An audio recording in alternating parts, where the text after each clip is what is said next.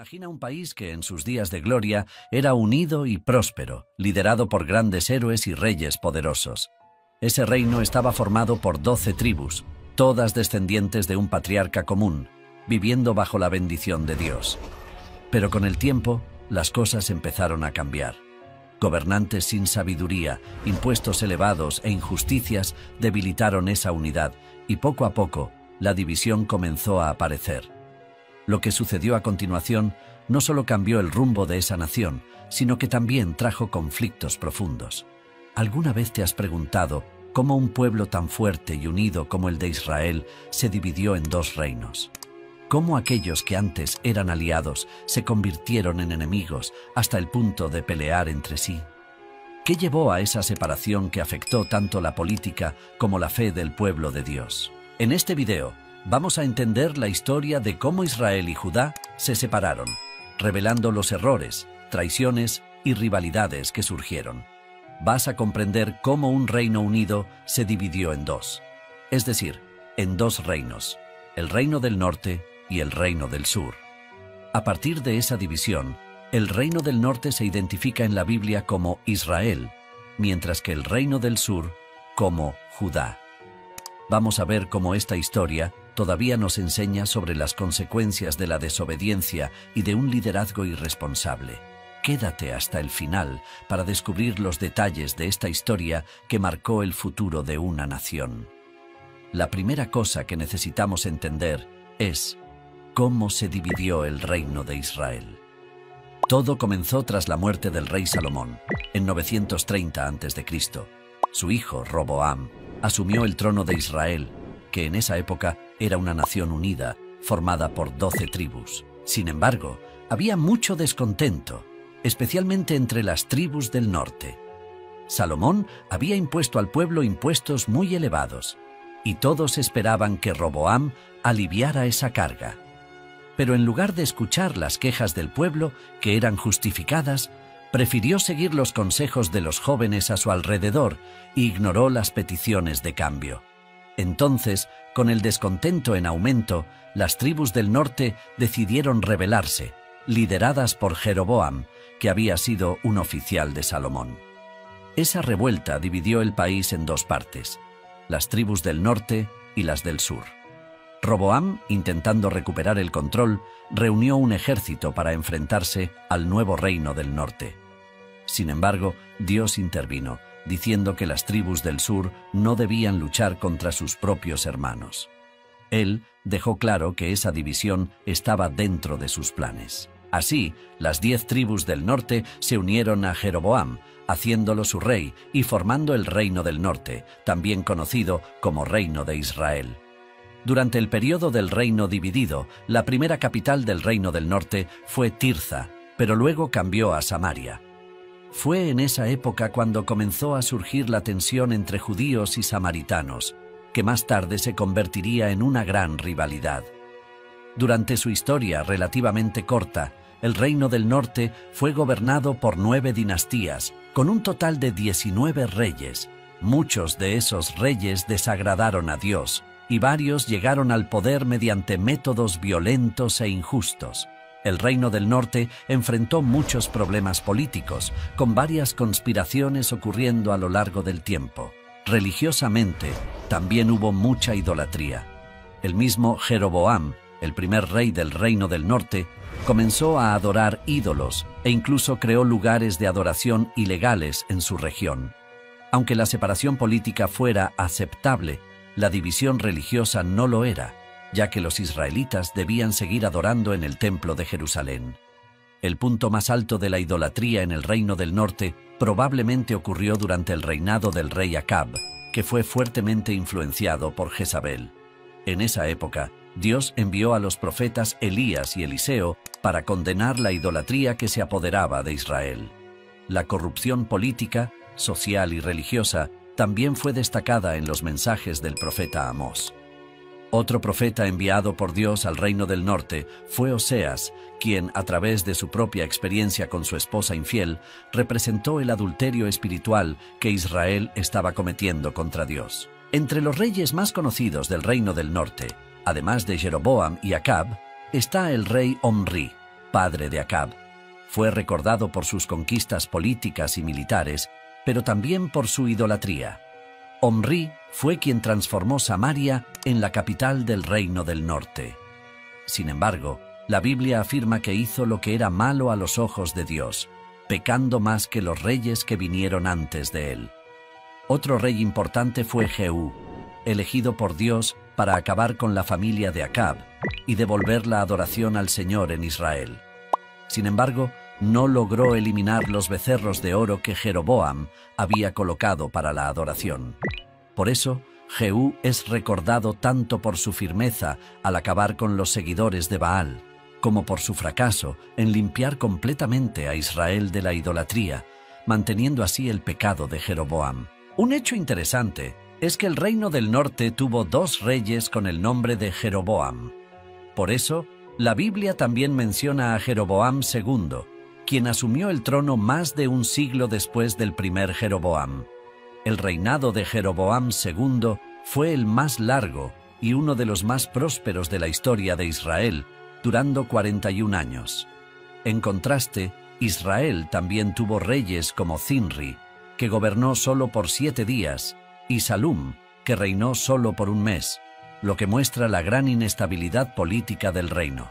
Ahora, volviendo a la historia del Reino del Sur, conocido como Reino de Judá, su capital permaneció en Jerusalén.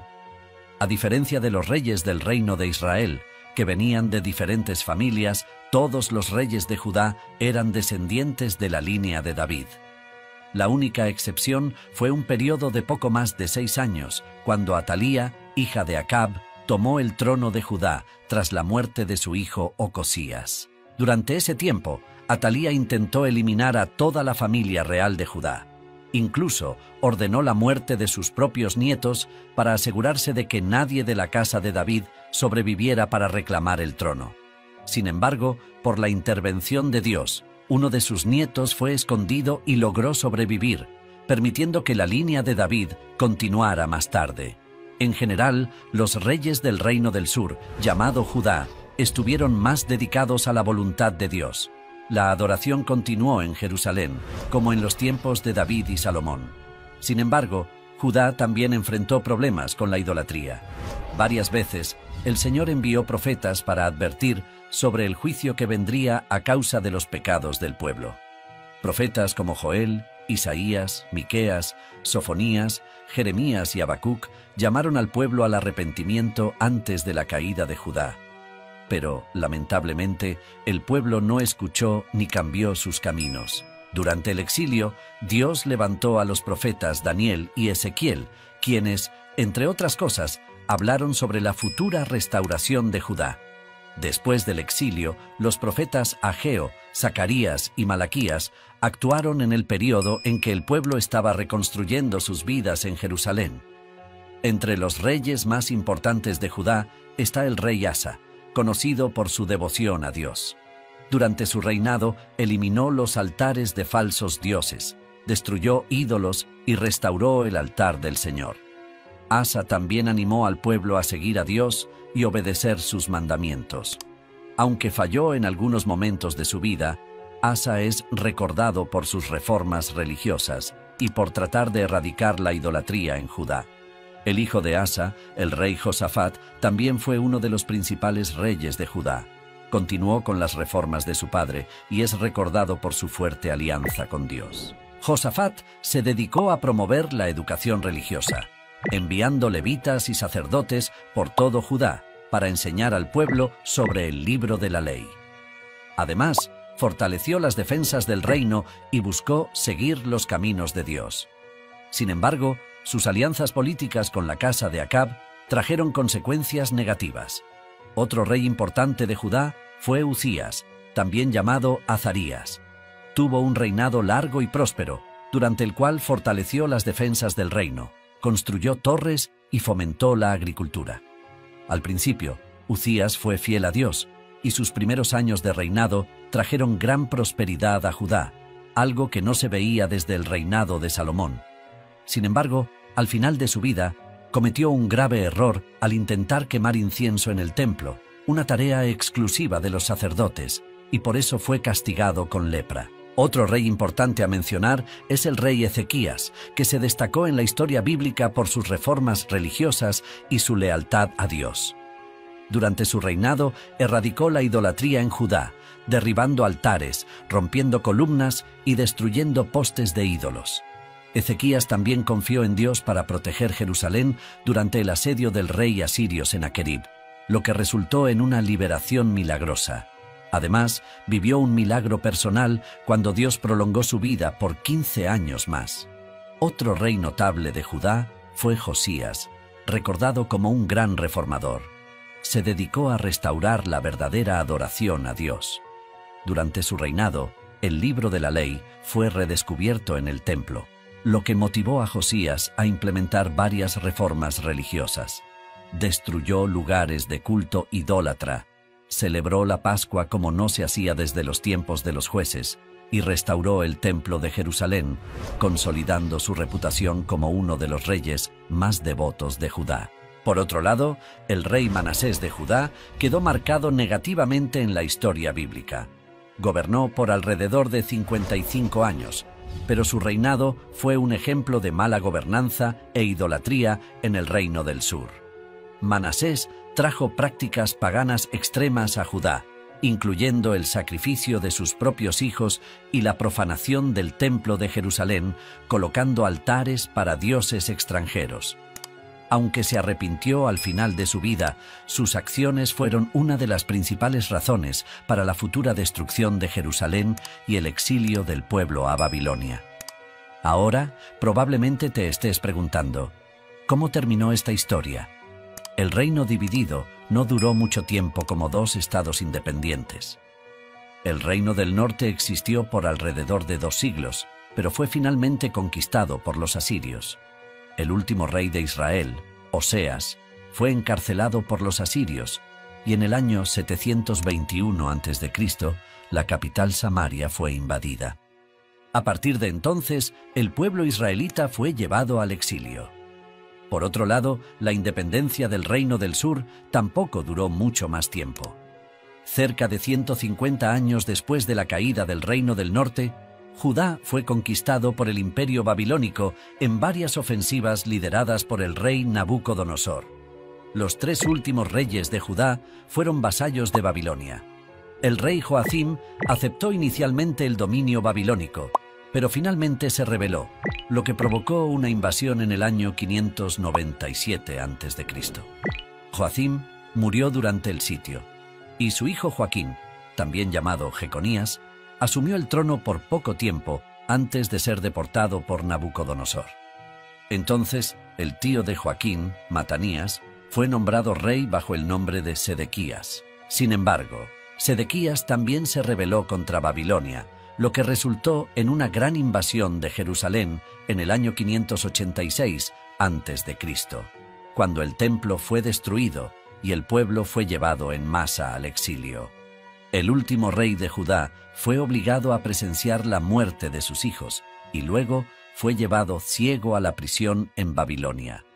Para concluir, la historia de la división del reino de Israel nos enseña sobre las consecuencias de la desobediencia a Dios y de un mal liderazgo. Vimos que esta división estuvo marcada por rebeliones, idolatría e injusticias, reflejando una gran corrupción política y espiritual. Pero, a pesar de todo el caos, Dios permitió esta división para cumplir sus propósitos, demostrando que Él estaba en control todo el tiempo, incluso durante el juicio. De esta forma, el período de exilio del pueblo de Dios fue, sin duda, un tiempo de gran sufrimiento y aprendizaje, pero también formaba parte del plan divino. Dios tenía un propósito claro al permitir que su pueblo fuera llevado a Babilonia. Este tiempo de disciplina comenzó exactamente como Dios había advertido a través de los profetas, y también tuvo un final marcado por su gran poder y misericordia. Durante los años de exilio, el pueblo de Israel fue llevado a reflexionar sobre sus errores, especialmente la idolatría y la desobediencia que tanto alejaron a la nación de Dios. Cuando el tiempo de exilio llegó a su fin, como se había prometido, Dios comenzó a restaurar a su pueblo. No fue solo un simple retorno físico a la tierra de Judá, sino una verdadera renovación espiritual. El remanente fiel Aquellos que continuaron confiando en el Señor durante el cautiverio fueron liberados y conducidos de regreso a su tierra natal. Esa liberación no fue solo una cuestión política, sino también el cumplimiento de las promesas divinas hechas siglos antes por los profetas. La reconstrucción del templo fue uno de los hitos más importantes de este retorno. El templo, símbolo de la presencia de Dios en medio de su pueblo, había sido destruido por los babilonios, pero ahora, bajo el liderazgo de hombres como Zorobabel, Esdras y Nehemías, fue levantado nuevamente. Esta obra de reconstrucción fue acompañada de grandes desafíos y oposición, pero el pueblo perseveró, sabiendo que estaban cumpliendo los planes de Dios. Además del templo, Jerusalén, la ciudad santa, también fue reconstruida. Sus murallas fueron restauradas, no solo para brindar protección física, sino como símbolo de la restauración de la identidad y la seguridad que Dios ofrecía a su pueblo. Esta revitalización de Judá no fue solo un acto de reconstrucción material, sino también de reconexión con Dios y su pacto. Esta restauración fue un preludio para algo aún mayor, la preparación del camino para el advenimiento del Mesías. Los profetas como Isaías y Jeremías ya habían predicho que, tras el período de exilio, el camino sería preparado para la llegada de aquel que traería la redención definitiva al pueblo de Dios. El retorno del pueblo a Judá, la reconstrucción del templo y de Jerusalén y la renovación espiritual marcaron el comienzo de una nueva era que culminaría en el nacimiento de Jesucristo, el Mesías prometido. Así, el exilio no fue solo un castigo, sino un tiempo de refinamiento, preparando el corazón del pueblo para recibir al Salvador. La historia de la restauración del pueblo de Dios después del exilio nos recuerda que, incluso en tiempos de disciplina y aparente derrota, Dios está trabajando para cumplir sus propósitos más grandes, que van mucho más allá de lo que podemos imaginar. El exilio babilónico, de hecho, no fue simplemente un castigo aplicado por Dios a su pueblo. Fue un tiempo de profundo refinamiento espiritual, donde Dios estaba purificando a Israel, eliminando las impurezas de la idolatría y la desobediencia.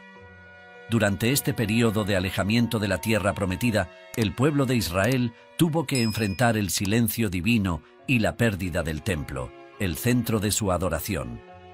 Este sufrimiento, sin embargo, trajo un gran aprendizaje. Sin el templo y lejos de su tierra, el pueblo comenzó a valorar aún más las Escrituras y la palabra de los profetas, aprendiendo a conectarse con Dios de una manera más profunda y espiritual. Este proceso de purificación fue doloroso, pero necesario para que el corazón del pueblo estuviera listo para una transformación mayor. A lo largo de los 70 años de exilio, los israelitas experimentaron una renovación en su fe y devoción a Dios. El cautiverio funcionó como una especie de desierto espiritual, un lugar de soledad y prueba, donde Dios moldeó el carácter de la nación. El exilio no solo curó a la nación de su idolatría, sino que también reavivó un sentimiento de dependencia total del Señor, lo que fue esencial para la misión que estaba por venir. Ahora, escribe aquí en los comentarios si ya conocías la historia del reino dividido de Israel y comparte este video para que más personas también puedan entender esta historia. Suscríbete al canal para no perder los próximos videos. Que Dios te bendiga.